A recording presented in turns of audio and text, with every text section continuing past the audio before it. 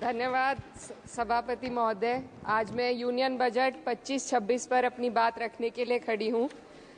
भारत के संविधान के आर्टिकल 38 भारत को एक वेलफेयर स्टेट के तौर पर पेश करता है और सरकार की जिम्मेदारी है कि बजट और उससे जुड़ी वेलफेयर स्कीम्स के जरिए इन आर्टिकल्स को हकीकत में लाया जाए।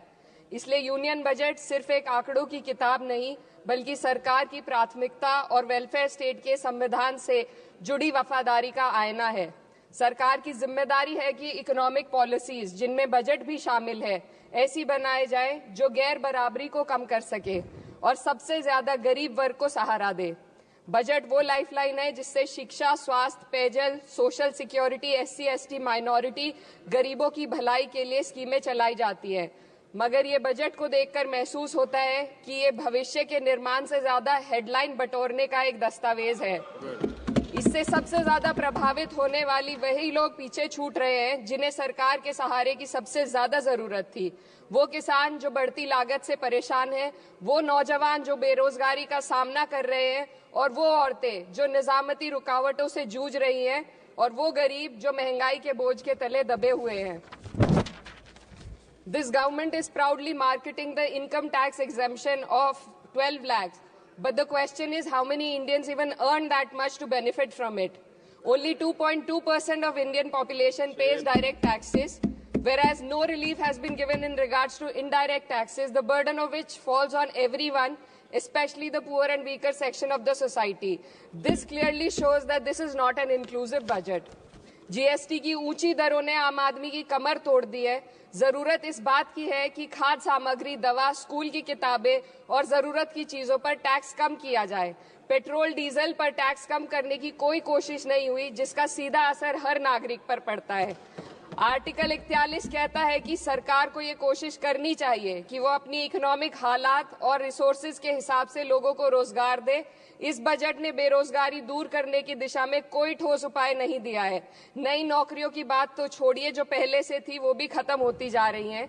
स्किल डेवलपमेंट प्रोग्राम के नाम पर करोड़ों खर्च किए जा रहे हैं, मगर सवाल ये है कि ट्रेनिंग लेने के बाद कितने नौजवानों को असल में नौकरी मिल रही है।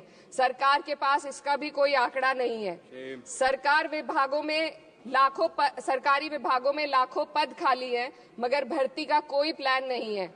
आर्टिकल 45, जिसके द्वारा सरकार की जिम्मेदारी है कि हर बच्चे को 6 साल की उम्र तक फ्री और जरूरी तालीम मिले ताकि उनका बुनियादी तालीमी डेवलपमेंट सही से हो सके, जिसको संसद ने शिक्षा का अधिकार अधिनियम बनाकर और भी मजबूती दी थी, परंतु इसकी जमीनी हालत क्या है वो किसी से छुपी नहीं है। नगरीय क्षेत्रों में सरकारी स्कूलों में शिक्षक न होने की वजह से स्कूल बंद हो रहे हैं तथा दूरस्थ ग्रामीण क्षेत्र के स्कूलों में टीचर ही नहीं पहुंच पा रहे हैं। सरकार कह रही है कि डिजिटल इंडिया और AI से तालीम का इंतजाम होगा, मगर जरा जमीन पर देखिए, उत्तर प्रदेश में सिर्फ 22% सरकारी स्कूलों में कंप्यूटर है। मेरे संसदीय क्षेत्र कैराना में कई सरकारी स्कूल शिक्षक न होने की वजह से बंद हैं और मदरसा एजुकेशन के बजट में 57% की कटौती कर दी गई है। क्या यही सबका साथ सबका विकास है? इसी तर्ज पर अस्पताल हैं जहां पर डॉक्टर नहीं है। आर्टिकल 47 अच्छी सेहत और जिंदगी के स्टैंडर्ड को बेहतर बनाने की आवश्यकता पर जोर देता है। राज्य की जिम्मेदारी है कि लोगों की सेहत और उनके वेलबींग को बेहतर करने के लिए जरूरी कदम उठाए, लेकिन हकीकत यह है कि इस बजट का सिर्फ 2% ही आम जनता तक पहुंच पाता है। शामली जिले में 84 डॉक्टर की पोस्ट स्वीकृत है, मगर सिर्फ 29 डॉक्टर काम कर रहे हैं और गायनोकोलॉजिस्ट मात्र 1 है। दवाइयों की कीमतें बढ़ती जा रही हैं, मगर गरीबों के लिए कोई राहत नहीं है। सरकार ने महिलाओं के लिए बजट बढ़ाने का दावा किया, मगर 81% इसका बजट सिर्फ पोषण योजनाओं में डाला गया है। महिलाओं के रोजगार, उनके इकोनॉमिक इंडिपेंडेंस और सुरक्षा के लिए कोई ठोस योजना नहीं बनाई है। बेटी बचाओ बेटी पढ़ाओ का बजट घटा दिया गया, जिससे साफ है कि ये सिर्फ नारेबाजी थी और कुछ नहीं। किसानों की बदहाली हम सबके सामने है, लगातार चलती आ रही है। 2016 में कहा गया था कि 2022 तक किसानों की आमदनी दोगुनी होगी, मगर 2025 आ गया और MSP पर कोई ठोस गारंटी आज भी दी नहीं गई है। गन्ना किसानों का बकाया अब तक नहीं मिल पा रहा है, और तो और उत्तर प्रदेश में अभी तक गन्ना मूल्य भी तय नहीं किया गया है। DAP, यूरिया और खाद की कमी से परेशान किसान आज भी सड़क पर प्रदर्शन कर रहे हैं।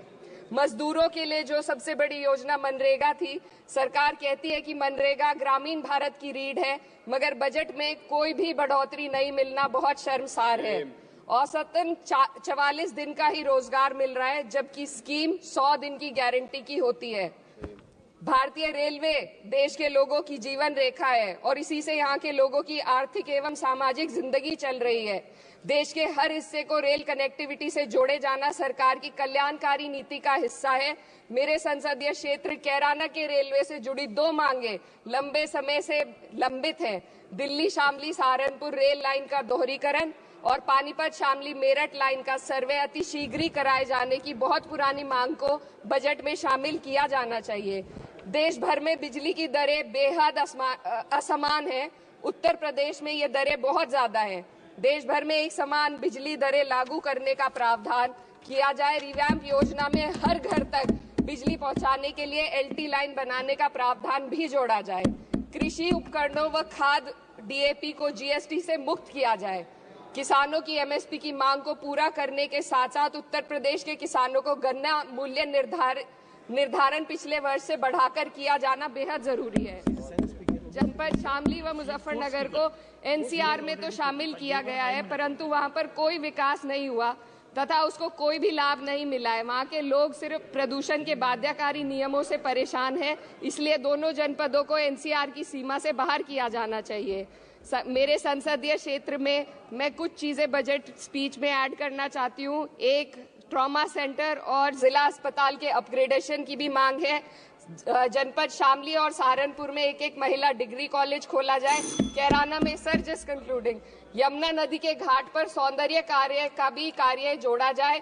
जनपद शामली में टेक्सटाइल पार्क की स्थापना की जाए और जो संसद निधि है, सांसदों को केवल 5 करोड़ रुपए दिए जाते हैं और एमएलए, उत्तर प्रदेश के एमएलए को भी 5 करोड़ दिए जाते हैं। हमारी मांग है या तो इसे बढ़ाकर 25 करोड़ किया जाए या फिर सिरे से खारिज किया जाए।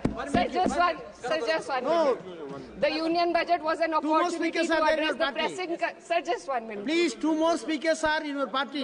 Sir, just concluding. Pressing concern of India's citizen, rising unemployment, soaring inflation, crumbling public services, and deepening rural distress. Yet, instead of offering real solution, the government has focused on optics and half measures. While tax relief for the middle class is welcome, it does nothing for the millions who earn too little to benefit from it. Education remains underfunded, rural employment stagnates, and farmers continue to struggle without meaningful support. The delays in conducting the census and caste census further exposes the government's disregard for data-driven policy making and social justice.